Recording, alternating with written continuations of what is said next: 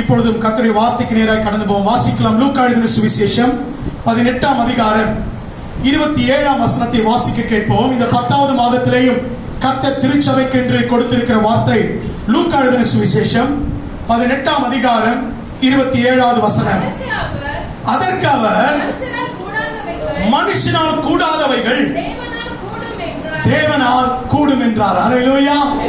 இந்த மாதத்திற்கென்று கர்த்தருடைய பாதத்திலே, ஆண்டவரே என்ன வார்த்தையை திருச்சபைக்கு என்று கொடுக்க வேண்டும், என்ன வார்த்தையை எனக்காக கொடுக்கிறீர் என்று சொல்லி காத்திருந்து ஜெபித்த பொழுது தேவன் வழக்கமான பகுதியை வாசித்துக் கொண்டிருந்தேன். அப்பொழுது இந்த வார்த்தையின் மூலமாய் கர்த்தர் ஆவியானவர் இடைப்பட்டார். மனுஷனால் கூடாதது தேவனால் எல்லாம் கூடும். அல்லேலூயா, அல்லேலூயா. கடந்த நாட்களாகவே சில ஜெப குறிப்புகளுக்காக, சில குடும்பங்களுக்காக, சில காரியங்களுக்காக குறிப்பாக ஜெபித்துக் கொண்டிருந்த போது ஆண்டவருடைய பாதத்திலே, ஏன் ஆண்டவர் இந்த காரியத்திலே இன்னும் மாறுதலை காண முடியவில்லை, ஏன் ஆண்டவர் இந்த காரியத்தில் இன்னும் மாற்றம் ஏற்படவில்லை, ஏன் ஆண்டவர் நம்முடைய பிள்ளைகளுடைய குடும்பங்களிலே இந்த குறிப்பிட்ட காரியத்தில் ஏன் இன்னும் விடுதலை இல்லை, ஆசீர்வாதம் இல்லை, ஏன் இத்தனை பாடுகளுக்கு உபத்திரவங்களுக்கு காரணம் என்ன என்று சொல்லி ஆண்டவரோடு கூட கொஞ்சம் உரிமையோடு போராடி கொண்டிருந்த பொழுது ஆண்டவர் சொன்ன காரியம், நீயுமா என்னை புரிந்து கொள்ளவில்லை, இன்னுமாய் நீயோட அறியவில்லை என்று சொல்லி இந்த பகுதிக்கு நேராய், இந்த வசனத்துக்கு நேராய் என் கவனத்தை திருப்பினார். மனுஷனால் கூடாதவைகள் என் தேவனால் எல்லாம் கூடும். அல்லேலூயா. அநேக வேளைகளிலே சந்தர்ப்பங்கள், சூழ்நிலைகள் அடிப்படையிலே காரியங்கள் நமக்கு விரோதமாய் அல்லது மாறுதலாய் எதிராய் நடக்கும் பொழுது நாம் ஒரு முடிவுக்கு வந்து விடுகிறோம், எல்லாம் முடிந்து விட்டது, எல்லா காரியமும் நிறைவடைந்து விட்டது என்று சொல்லி. ஆனால் ஒன்று சொல்லுகிறேன், மனிதன் முடிந்தது என்று சொல்லும் பொழுதுதான் கர்த்தர் தம்முடைய காரியத்தை துவக்குகிற தேவனாய் இருப்பார். அல்லேலூயா, அல்லேலூயா. மனிதன் தனக்கு இருக்கிற சாத்திய கூறுகளை அறிவிப்பதும் செயல்படுத்துவதும் அது மனுஷனுடைய திறமையும் தாளந்துகளும் அல்லது செயல்திறனுமாக இருக்கிறது. ஆனால் தேவன் சாத்திய கூறு அல்லாத ஒன்றையும் செய்து முடிக்கக்கூடிய வல்லவர். அல்லேலூயா. இன்னொரு விதத்தில் சொல்ல வேண்டும் என்று சொன்னால், தேவன் நம்முடைய ஆண்டவர் எப்படிப்பட்டவர் என்று சொன்னால், ஒன்றும் இல்லாத காரியத்திலிருந்து உருவாக்கி தருகிற கர்த்தர். அல்லேலூயா. மனுஷன் உருவாக்குவான் எப்படி என்று சொன்னால், இருக்கிற ஒரு காரியத்திலிருந்து புது இன்வென்ஷனையும் புது கண்டுபிடிப்பையும் ஒரு புது காரியத்தை என்ன பண்ணுவான், உருவாக்குவான். ஆனா நம்முடைய ஆண்டவர் எப்படி என்று சொன்னால், முடியாதது, நடக்க சாத்தியம் இல்லாதது அல்லது அங்கு ஒரு காரியமும் இல்லை என்று சொல்லுகிற காரியத்தை தேவன் நடத்தி காட்டுகிறவர். எத்தனை பேர் விசுவாசிக்கிறீர்கள்? அல்லேலூயா. அதைதான் இந்த மாதத்திலே ஆண்டவர் நமக்கு வாக்குத்தத்தமாக தம்முடைய வார்த்தையாக கொடுத்திருக்கிறார். மனுஷனால் கூடாதவைகள் தேவனால் எல்லாம் கூடும். அல்லேலூயா. எரேமியாவின் தீர்க்கதரிசன புத்தகம் 32ஆம் அதிகாரம் 17ஆம் வசனத்தில் இதே வார்த்தை நாம் எரேமியா சொல்லுகிறதை பார்க்க முடியும். வாசியுங்கள். எரேமியாவின் தீர்க்கதரிசன புத்தகம் 32ஆம் அதிகாரம் 17ஆம் வசனம். கர்த்தராகிய ஆண்டவரே, இதோ தேவரீர் உம்முடைய மகா பலத்தினாலும் மீட்டப்பட்ட உம்முடைய புயத்தினாலும் வானத்தையும் பூமியையும் உண்டாக்கினீர். உம்மாலே செய்யக்கூடாத அதிசயமான காரியம் ஒன்று உண்டோ? பாருங்க நல்லா, மனுஷன் உருவாக்குறான். எதுல இருந்து சொன்னா, உண்டாக்கப்பட்ட பூமியிலிருந்து, உருவாக்கப்பட்ட காரியத்திலிருந்து ஒரு புதிய காரியத்தை மனுஷனால் உருவாக்க முடியும். ஆனால் என் தேவன் எப்படிப்பட்டவர் என்று சொன்னார், ஒன்றுமே இல்லாதவைகளிலிருந்து தம்முடைய வார்த்தையினாலும் ஓங்கிய புயத்தினாலும் இந்த வானத்தையும் பூமியை உண்டாக்கினார். எத்தனை பேர் விசுவாசிக்கிறீங்க? அதே தேவன் இன்றைக்கு ஜீவன் உள்ளவராய் நம் மத்தியிலே உலாவிக் கொண்டிருக்கிறார். இன்றைக்கு நமக்கு அற்புதம் செய்ய அவரால் முடியும். அல்லேலூயா. எனவேதான் பக்தனாகி யோபு சொல்லுகிறான். யோபுவின் புத்தகம் 42ஆம் அதிகாரம் 2ஆம் வசனத்தில் இதை நன்கு அறிந்த யோபு இப்படி சொல்லுகிறான், தேவரே நீர் சர்வ வல்லவர், நீ செய்ய நினைத்தது. வாசிங்கள். யோபுவின் புத்தகம் 42ஆம் அதிகாரம் 2ஆம் வசனத்தை வாசிக்க கேட்போம். தேவரே நீ சகலத்தையும் செய்ய வல்லவர், நீ செய்ய நினைத்தது ஒன்றும் தடைபடாது. ஆம்பரியமான தேவ ஜனமே, ஒருவேளை இந்த 10வது மாதத்தின் துவக்கத்தில், ஒருவேளை இந்த காணொலியில் இந்த வீடியோவை பார்த்து கொண்டிருக்கிற என் அருமை தேவனுடைய பிள்ளைகளே, உங்கள் வாழ்க்கையில் ஏதோ ஒரு காரியத்தை நீங்கள் எதிர்பார்த்து, ஏதோ ஒரு காரியத்தை நடைபெற வேண்டும் என்று எதிர்பார்த்து இன்னும் முடியாதபடிக்கு, இன்னும் ஆகாதபடிக்கு, இன்னும் நிறைவேறாதபடிக்கு காணப்படும் என்று சொன்னால் சோர்ந்து போய் இந்த காணொலியை பார்த்துக் கொண்டிருப்பீங்க என்று சொன்னால், உங்களுக்கும் கர்த்தருடைய வார்த்தை உங்களுக்கு நேரம் வருகிறது. மனுஷனால் கூடாதவைகள் என் தேவனால் எல்லாம் கூடும். அல்லேலூயா. 3 காரியங்களை தேவன் செய்து முடிக்கிறதை பார்க்கிறோம். இந்த காலை நேரத்தில் மனுஷனால் முடியாத ஆனால் தேவனால் சாத்தியமாய் அல்லது சத்தியமாய் நிறைவேற்றக்கூடிய ஒரு 3 காரியத்தை மிக வேகமாக சுருக்கமாக உங்கள் மத்தியில் வைக்க விரும்புகிறேன். முதலாவது, மனுஷனால் கூடாதது எது தேவனால் முடியும்? இல்லாதவைகளை இருக்கிறவைகளை போல அழைப்பதற்கு தேவனால் முடியும். எத்தனை பேர் விசுவாசிக்கிறீங்க? அல்லேலூயா. வாசிக்கலாம். ஆதியாகமத்தின் புஸ்தகம் 18ஆம் அதிகாரம் 10ஆம் வசனத்தையும் 14ஆம் வசனத்தையும் வாசிக்கும்படி அன்பாய் கேட்கிறேன். ஆதியாகமம் 18ஆம் அதிகாரம் 10-14 வசனங்கள். அப்பொழுது அவர் உன் உற்பவ காலத்திட்டத்திலே நிச்சயமாய் உன்னிடத்திற்கு திரும்ப. அந்த வார்த்தையை கவனிங்க. நிச்சயமா உன்னிடத்தில் நான் திரும்ப வருவேன். அப்பொழுது உன் மனைவியாகிய சாராளுக்கு ஒரு குமாரன் இருப்பான் என்றார். அல்லேலூயா. அங்கு குமாரனுக்குரிய அறிகுறி இல்லை, அங்கு குமாரன் உண்டாவதற்குரிய சாத்தியக்கூறு இல்லை. ஆனால் தேவன் சொல்லுகிறார், உற்பத்தி கால திட்டத்தில் நான் நிச்சயமாய் வருவேன். அல்லேலூயா. தேவனுடைய வார்த்தையை படிக்கும் போது நன்றாய் படிக்க வேண்டும். அதை ஆராய்ந்து பார்க்கும் பொழுது தீர்க்கமாய் ஆராய வேண்டும். நாம் நினைக்கிறோம் முடிந்து விட்டது, வாய்ப்புகள் முடிந்து விட்டது, கதவுகள் அடைந்து விட்டது. ஏன் என்று சொன்னால் ஆபிரகாமிடத்தில் தேவன் வந்து சொல்லுகிறார். ஆதியாகமத்தின் புஸ்தகம் 15ஆம் அதிகாரம் 2ஆம் வசனத்தை வாசித்து பாருங்கள். ஆதியாகமம் 15:2. அதற்கு ஆபிரகாம், கர்த்தராகிய ஆண்டவரே, அடியேனுக்கு என்ன தருவீர்? நிறுத்துங்க. ஆண்டவர் வந்து பேசுறார். அப்பா, வானத்து நட்சத்திரங்களை போல உன் சந்ததியை பெருக பண்ணுவேன் என்று சொல்லும் பொழுது, வானத்தின் நட்சத்திரங்களை விடுங்க, 10 விடுங்க, ஒன்றுக்கு கூட என்ன கிடையாது, ஒரு பிள்ளைக்கு கூட என்ன கிடையாது, சாத்தியக்கூறு இல்லை. ஆனால் ஆண்டவர் சொல்லுகிறார், நிச்சயமாய் நடக்கும், நிச்சயமாய் கொடுப்பேன், நான் வருவேன், நிச்சயமாய் இருக்கும், கரத்தில் இருக்கும். அதுதாங்க ஆண்டவர் செய்து கொடுக்க முடியாது. அல்லேலூயா. இல்லாதவைகளை இருக்கிறவைகளை போல அழைக்க மனுஷனால் கூடாது. ஒருவேளை மனுஷன் சொல்லுவான், இல்லாதவை இருக்கிறவைகளை போல காண்பிப்பான், அது பொய், அது பித்தலாட்டம்.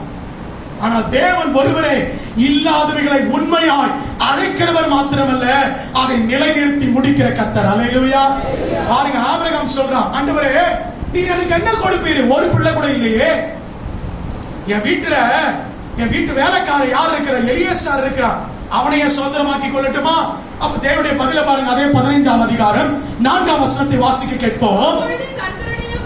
அப்பொழுது கர்த்தருடைய வார்த்தை அவனுக்கு உண்டாகி, இவன் உனக்கு என்ன கிடையாது, இவன் உனக்கு என்ன கிடையாது. எப்ப நான் சொன்ன சுதந்திரம் இவன் இல்ல. சில நேரத்தில் நம்ம என்ன செய்யறோம்னா, இல்லாதவைகளை இருக்கிறவைகளை போல கர்த்தர் உருவாக்க நினைக்கும் பொழுது நாம் அதற்கு என்ன செய்யறோம்னா, சில தடைகளை உண்டாக்கி விடுகிறோம். ஆண்டவர் அற்புதம் செய்வதற்கு முன்பதாகவே சில காரியங்களை, சில ஆப்ஷன்ஸை உருவாக்கி விடுகிறோம்.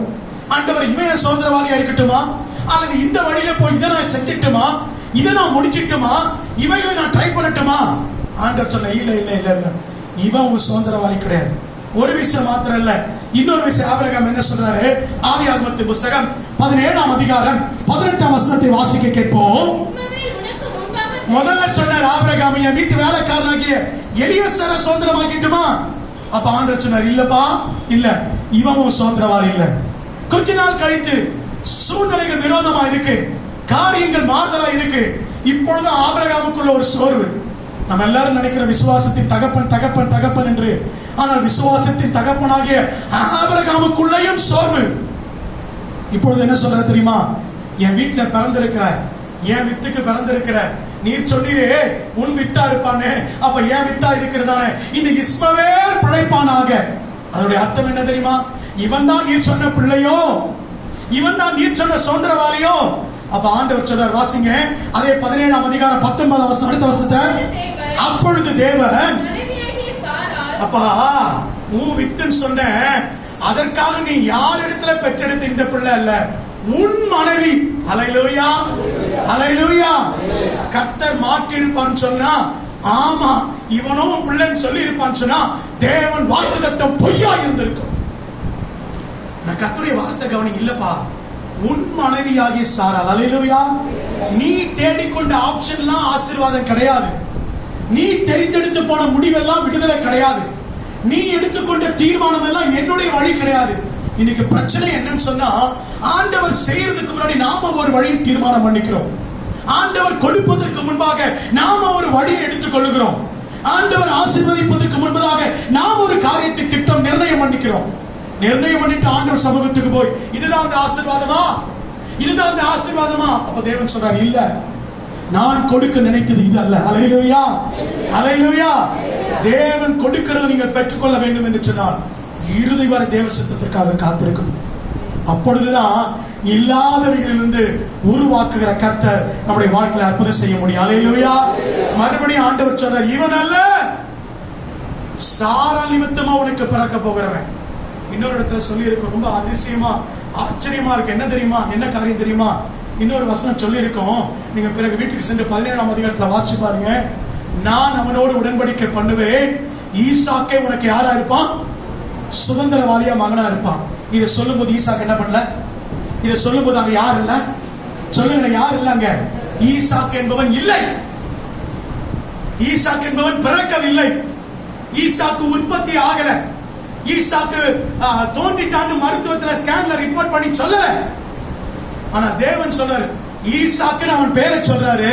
பேரை சொல்றது மாத்திரமல்ல, அவனோடு நித்திய உடன்படிக்கை பண்ணுவேன். கரங்களை தட்டி ஆண்டவருடைய நாமத்தை மகிமைப்படுத்துவோமா? இல்லாதவனிலிருந்து உருவாக்குற நம்முடைய கர்த்தர் ஏதோ ஒரு குருட்டாட்டமாய் சொல்லுகிறவர் அல்ல. வாக்குத்தத்தங்களை குருட்டாட்டமாய் அடித்து விடுகிறவர் அல்ல. வார்த்தைகளை வாய் ஜாலமாய் பேசிவிட்டு போகிறவர் அல்ல நம்முடைய ஆவியானவர். அவர் இல்லாதவைகளை உருவாக்குவேன் சொன்னார்னா அதை செய்து முடிப்பார். எத்தனை பேர் விசுவாசம்? அல்லேலூயா. முதலாவது தேவனால் கூடும். எது தெரியுங்களா? இல்லாதவைகளை உருவாக்குவதற்கு என் தேவனால் மாத்திரமே முடியும். இரண்டாவதாக, நான் வேகமாய் கடந்து போகிறேன், கர்த்தருக்கு சித்தமானால் இதை குறித்து உங்களிடத்தில் பிறகு நான் நிதானமாக பேசலாம் என்று நினைக்கிறேன். இரண்டாவதாக, தேவனால் கூடுகிற இரண்டாவது காரியம் என்ன? வாசித்து பாருங்கள். உபாகமத்தின் புஸ்தகம் 23ஆம் அதிகாரம் 5ஆம் வசனம். உபாகமத்தின் புஸ்தகம் 23:5. உன் தேவனாகிய கர்த்தர் பிலேயாமுக்கு செவி கொடுக்க சித்தமில்லாமல் உன் தேவனாகிய கர்த்தர் உன்மேல் அன்பு கூர்ந்தபடியினால் உன் தேவன் அல்ல, கவனிங்க, உன் தேவனாகிய கர்த்தர், உன் தேவனாகிய கர்த்தர், உங்கள் தேவனாகிய கர்த்தர். ஆமென். நாம கூட சொல்ல மறக்கலாம், ஆனால் கர்த்தர் அதை சொல்லுவதற்கு ஒரு நாளும் மறப்பதில்லை. அல்லேலூயா. வாசிங்க, உங்கள் தேவனாகிய கர்த்தர் அந்த சாபத்தை உனக்கு ஆசீர்வாதமாக மாற பண்ணினார். அல்லேலூயா, அல்லேலூயா. இரண்டாவது, தேவனால் கூடுகிற இரண்டாவது காரியம், மனுஷனால் கூடாதது, என் தேவனால் கூடுகிற இரண்டாவது காரியம் என்ன தெரியுமா? நம்மேல் இருக்கிற சாபத்தை எதுவாய் மாற்ற முடியும் ஆண்டவரால? சொல்லுங்க, எல்லாரும் சொல்லுங்க, எதுவா மாற முடியும்? ஆசீர்வாதமா மாற்ற முடியும். இது மனுஷனால முடியாது, மனுஷனால கூடாது, மனுஷனால செய்ய முடியாது. சாபத்தை ஆசீர்வாதமா மாற்றக்கூடிய ஒரே ஒருவர் தான். நான் சொன்ன பாருங்க, கடந்த நாட்களில் குடும்பங்களுக்காக ஜெபித்துக் கொண்டிருந்த பொழுது, ஏன் ஆண்டவர் இத்தனை சாபம், ஏன் இத்தனை பலவீனம், ஏன் இத்தனை பொருளாதார நெருக்கடி, பிள்ளைகள் நொடிந்து போய் கொண்டிருக்கிறான்னு சொன்ன பொழுது ஆண்டவரை உற்சாகப்படுத்தும்படி கொடுத்த வார்த்தை, சாபத்தை ஆசீர்வாதமாய் மாற்ற என் ஒருவராலே கூட. அல்லேலூயா. சில பேருடைய வாழ்க்கையில சாபம், கடந்த கால வாழ்க்கையில அறிந்தும் அறியாமல் செய்துவிட்ட சில காரியங்கள், சில தவறுகள், சில பாவங்கள், பெற்றோர் செய்த பாவம் பிள்ளைகளுக்கு நேராக இன்றைக்கு வந்து நின்று கொண்டு இருக்கிறது. அறிந்தும் அறியாமலும் செய்த சில தவறுகள், துணிகரமாய் செய்த சில காரியங்கள் இன்றைக்கு பிள்ளைகளுடைய வாழ்க்கையில, பிள்ளைகளுடைய வாழ்க்கையில, இன்றைக்கு குடும்பத்திலே சாபமாய் இருந்து கொண்டிருக்கிறது. ஆனால் கர்த்தருடைய ஆசீர்வாதமான வார்த்தை சாபத்தை ஆசீர்வாதமாய் மாற்ற என் தேவனால் கூட. எத்தனை பேர் விசுவாசம்? அல்லேலூயா. இதை குறித்து யோசித்துக் கொண்டிருந்த பொழுது ஒரே ஒரு உதாரணத்தை மாத்திரம் சொல்லி நான் அடுத்த காரியத்துக்கு போக விரும்புகிறேன். இதை குறித்து நான் யோசித்துக் கொண்டிருந்த போது, இந்த சாபத்தை ஆசீர்வாதமாய் மாற்றும் என்று சொல்லுகிறாரே, இது எப்படி முடியும்? இதற்கு தேவன் எனக்கு ஒரு சம்பவத்தை, சம்பந்தமில்லாத ஒரு காரியத்தை காண்பித்து இந்த காரியத்தின் மூலமா, இந்த வசனத்தின் மூலமாய் என்னோட தேவன் இடைப்பட்டார். வாசிங்கள், ரூத்தின் புஸ்தகம் 1ஆம் அதிகாரம் 4ஆம் வசனம். ரூத்தின் புஸ்தகம் 1ஆம் அதிகாரம் 4ஆம் வசனம். சீக்கிரமா வாசிங்க. ரூத்தின் புஸ்தகம் 1:4. இவர்கள் மோவாபியரில் பெண் கொண்டார்கள். அவர்களில் ஒருத்தி பேர்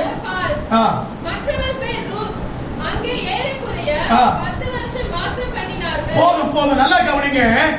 இங்க இவங்க என்ன பண்ணாங்கன்னா, மோவாபியர்ல பெண் கொண்டார்களாம். இந்த மோவாப் யார்? இந்த மோவாப் பெண்கள் எப்படிப்பட்டவர்கள்? உபாகமத்தின் புஸ்தகம் தேவன் இவர்களை குறித்து கட்டளையிட்டு இருக்கிற காரியம் என்ன? 23ஆம் அதிகாரம் 3ஆம் வசனத்தை வாசிக்கும்படி அன்பாய் கேட்கிறேன். அம்மோனியரும் மோவாபியரும் கர்த்தருடைய சபைக்கு உட்படலாகாது.